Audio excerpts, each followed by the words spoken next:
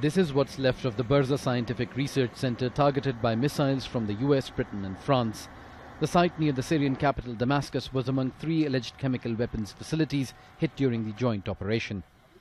The US hopes the Assad government got the message that its actions will not go unpunished. But the tone on Syrian state media was that of defiance in the face of what they called tripartite aggression. We did not sleep at night. Honestly, we went to the streets to support the army, and the Air Force shot down the missiles.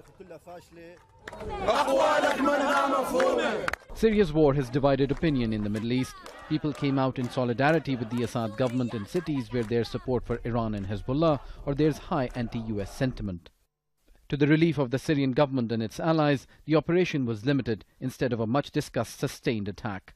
The Syrian government thanks its Russian partners for the warning about the much-anticipated strikes. After days of tough rhetoric between US and Russia, the Syrian government had already evacuated military installations and cleared potential targets. And allies of Bashar al-Assad have been unequivocal in their support.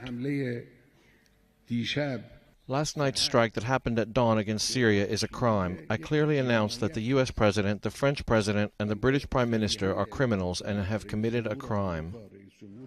Those on the receiving end of the Syrian government's attacks and bombs welcomed the military action.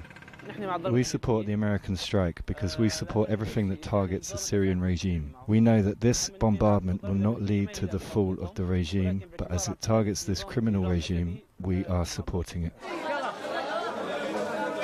The suspected chemical attack on Douma last week predictably split the allies of the Assad government and those who oppose it.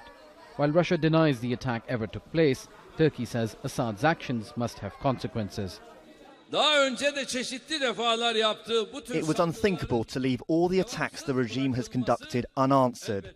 That is why we welcome this operation, because we can't tolerate what has happened. The perpetrator has to pay for it, and the regime has to understand that this inhumane and lawless attack will not stay unanswered.